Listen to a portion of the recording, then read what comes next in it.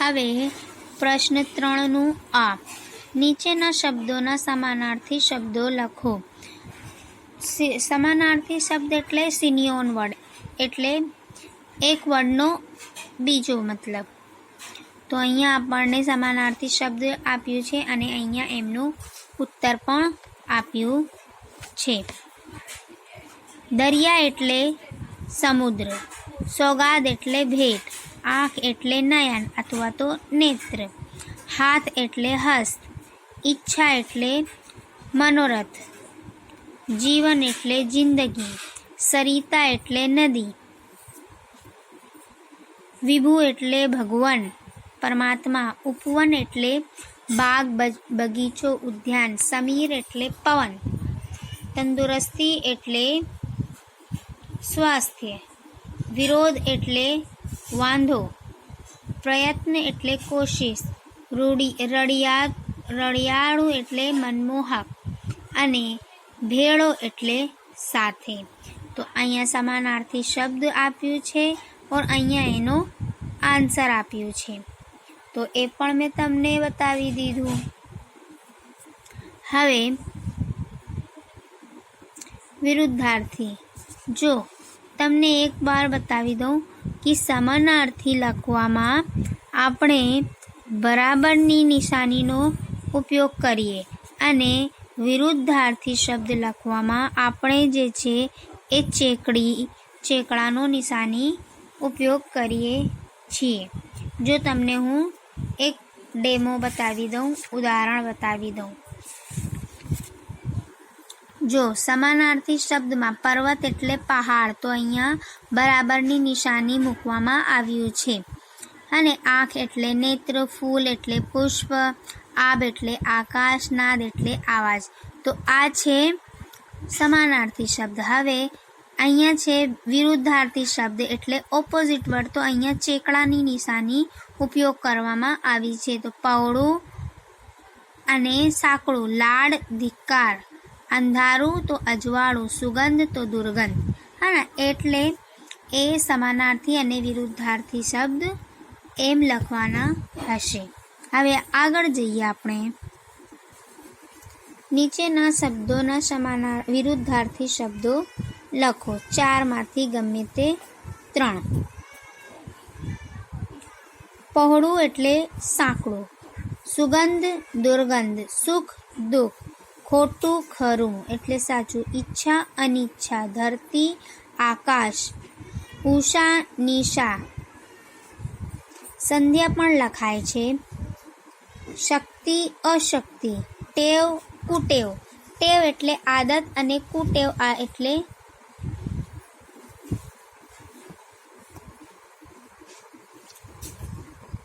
શક્ય અશક્ય, પૂર્વ પશ્ચિમ, દૂર અને નજીક.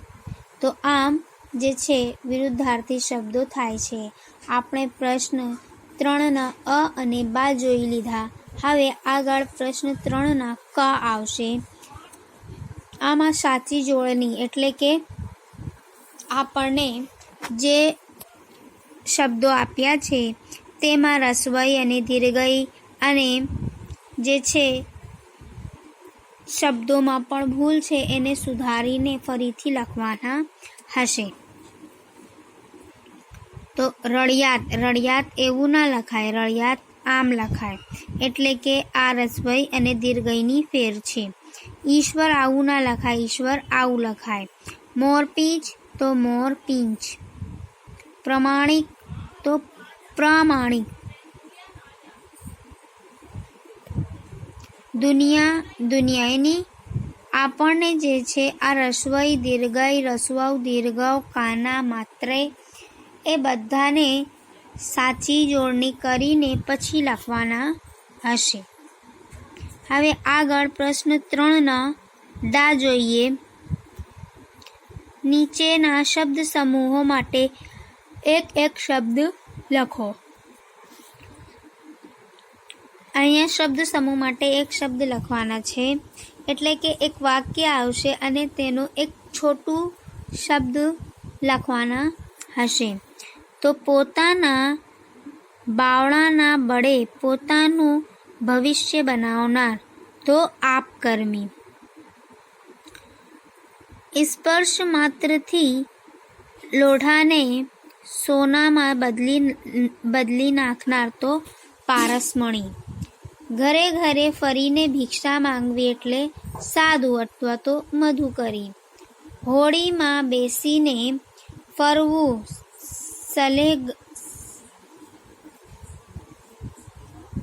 સાહેલગા કરવી એટલે કે નૌકા વિહાર. પાણીની સાંભેલા જેવી જાડી ધારા એટલે મૂશળધાર. જેની ચારે કોર પાણી હોય તેવો જમીનનો ભાગ એટલે બેટ. લોકોનું ભરણ પોષણ કરનાર એટલે લોકમાતા. ઉછેરનાર એટલે લોકમાતા. તો આમ શબ્દ સમૂહ લખવામાં આવે. હવે આગળ જઈએ. હવે પ્રશ્ન 3ના ઈ. નીચે આપેલા રૂઢિપ્રયોગોના અર્થ આપી વાક્યમાં પ્રયોગ કરો. એટલે કે આપણને એ રૂઢિપ્રયોગ શબ્દો આપ્યા છે એને જે છે એ વાક્યમાં અર્થ બતાવીને તેનો વાક્યમાં પ્રયોગ કરવાના છે. નોંધ: વાક્યમાં રૂઢિપ્રયોગોનો ઉપયોગ કરી વિરોધીઓ એ જાતે વાક્યો બનાવો. यानी कि खुद से वाक्य बनाना है. વિશાળ દિલના હોવું એટલે ઉદાર હોવું, એટલે બડા દિલ વાલા. તારણહાર એટલે ઉદ્ધારક હોવું. કિંમત કરવી એટલે કદર કરવી, પરીક્ષા કરવી. જીવ બળવો એટલે અતિશય સંતાપ થવો. બેઠા બેઠા ખાવું એટલે મહેનત કર્યા વગર ખાવું. પગ ઉપાડવા એટલે ઝડપથી ચાલવું.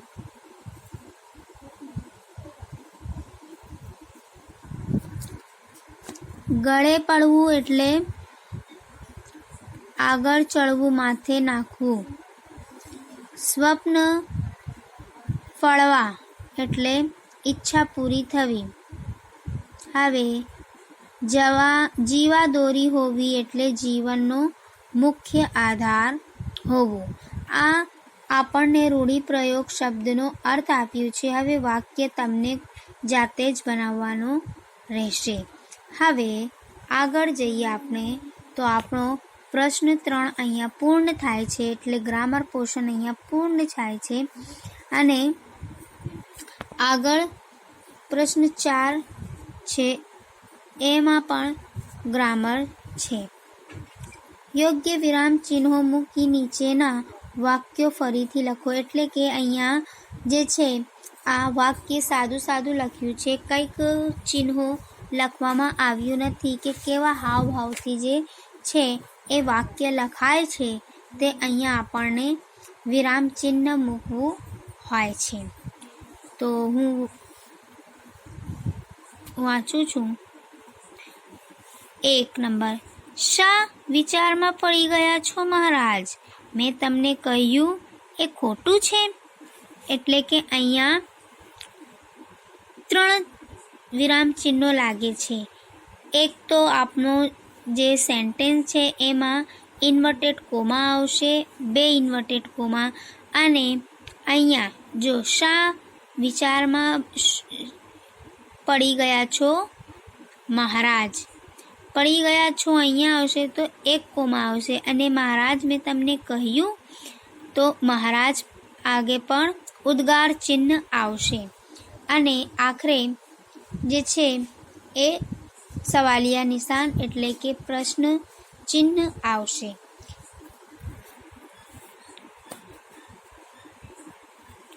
જો અહીંયા તમને આન્સર આપ્યું જ છે એ જોઈ લો. શા વિચારમાં પડી ગયા છો મહારાજ? મેં તમને કહ્યું ખોટું છે. અને એમ સાધુએ તેને 2 રૂપિયા આપ્યા. એક સેન્ટેન્સ અહીંયા કમ્પ્લીટ થયા જ. હવે બીજો સેન્ટેન્સ શરૂ થાય કે મોચી પાસે પૈસા છૂટા ન હતા.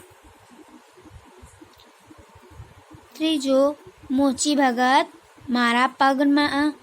મારા પગના પગરખાનું શું પડે? જરૂર હો. મારે અહીંયા ઉદ્ગાર ચિહ્ન આવ્યું. મારે પરમ દિવસે સાંજે જવું છે, માટે ડીલ ન થાય. હવે પાંચમા, નાહકના શું કામ ધક્કા ખાઓ છો?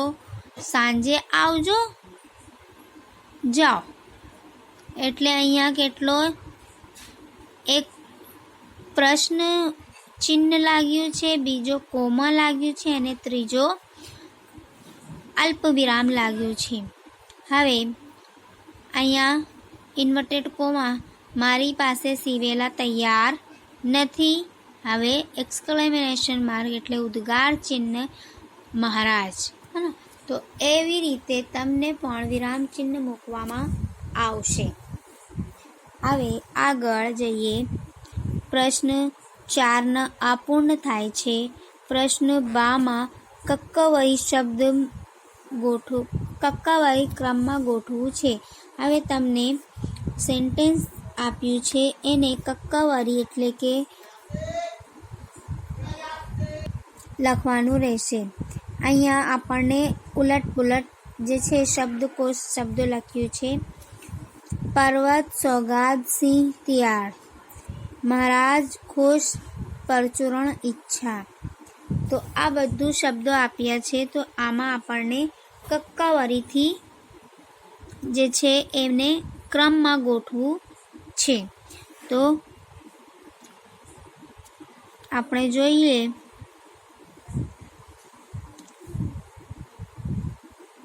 છ આપ્યા છે, હે ને? ઉત્તર ત્રાળ, પર્વત, સિંહ, સોગાદ. હવે બીજામાં આવશે ઈચ્છા, પછી ખુશ, પછી પરચુરણ અને પછી મહારાજ. શાંત, સરિતા, સરોવર, સુંદર. આવાજ, ખબર, દિવસ, સદગ્રસ્ત. કવિ, કુદરતી, શૂરવીર, સુંદર. હવે ઉત્તર નર્મદા, પંખી, પ્રવાસ. તો એવી રીતે તમને પણ કક્કવરીમાં ગોઠવું છે.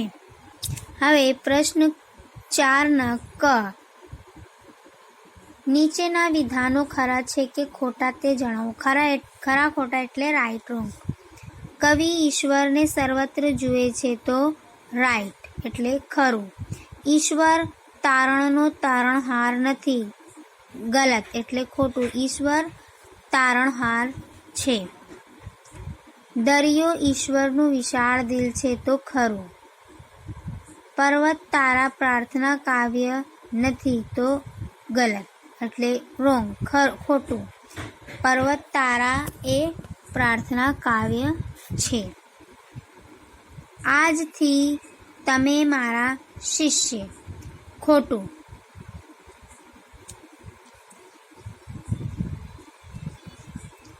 સાધુ તો મોચીની ભગત, સાધુ તો મોચીની ભાવના જોઈ એના ઉપર ખૂબ જ નારાજ થયા, તો ખોટું. સાધુએ મોચી ભગતની ભાવના જોઈને ખૂબ જ ખુશ થયા. અરે ભગવાન, હવે હું આ સોનાના ઓજારથી કેવી રીતે કામ કરીશ, તો ખરું એટલે સાચું છે એ. સાધુ કહે, જરૂર હો, મારે કાલે જવું છે, માટે ઢીલ ન થાય, તો ખોટું.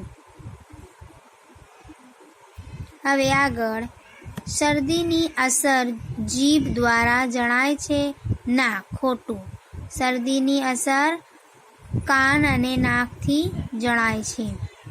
લેખકને સમજવામાં ભૂલ થાય છે, તો ખોટું. લેખકને સમજવામાં ભૂલ થાય છે. શરદીના પ્રતાપે એક હાસ્ય વાર્તા છે, તો ખરું. યસ. લેખકને કોફી પીવી હતી, ખરું. તો અહીંયા જે છે પ્રશ્ન 4 જે ક છે એ પૂર્ણ થાય છે. હવે પ્રશ્ન 4 ડા આવે એમાં મુદ્દા પરથી વાર્તા લખવાની છે, એટલે કે આપણને મુદ્દા આપ્યા છે એના ઉપરથી આપણને જે છે એ વાર્તા લખવી છે અને તેનો યોગ્ય શીર્ષક આપવી છે. જો મુદ્દાઓ છે, એક કીડી એક કબૂતર, એટલે કે આ એક કીડી અને એક કબૂતરની વાર્તા છે. તો આ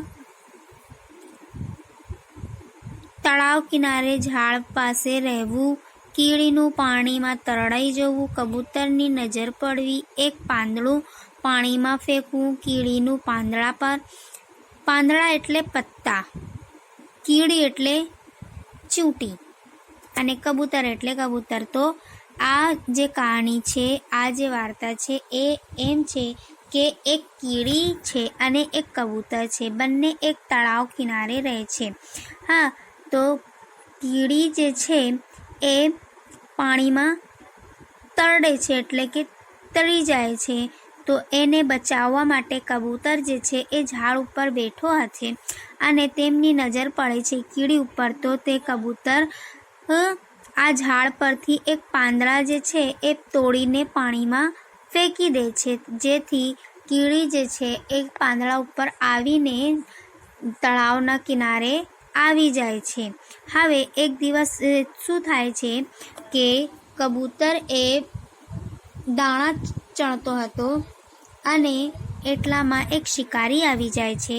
તો એ શિકારી જે છે એ કબૂતર ઉપર બાણથી નિશાના સાધે છે અને એ જે છે એ કીડી જોઈ લે છે શિકારીને કબૂતરને નિશાના સાધવા.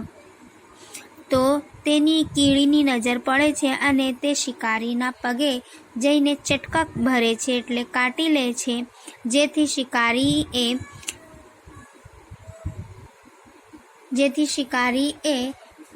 શિકારીનું નિશાના ચૂકવી જાય છે અને કબૂતરની જાન પણ બચી જાય છે અને કબૂતર ત્યાંથી ઉડી જાય છે. તો આપણને એ બોધ મળે છે કે જે આપણી મદદ કરે છે તો આપણનો પણ ફરજ છે કે આપણે પણ એમની મદદ કરવી જોઈએ. અને આ વાર્તાનો શીર્ષક છે કીડી અને કબૂતર. હવે બીજી વાર્તા જોઈ લઈએ. આપણી બીજી વાર્તા છે બે બિલાડીઓ અને એક વાંદરો. હા ને? તો આ વાર્તા પણ તમને 1 થી 6 સ્ટાન્ડર્ડમાં આવી ગયા તો પણ તમને જાણ્યા છે કે બે બિલાડીઓ હોય છે, એ બંનેનો એક રોટલી મળે છે અને એ રોટલીમાં બંને માટે ઝઘડા થાય છે કે તમે હું ખાઈશ અને હું ખાઈશ.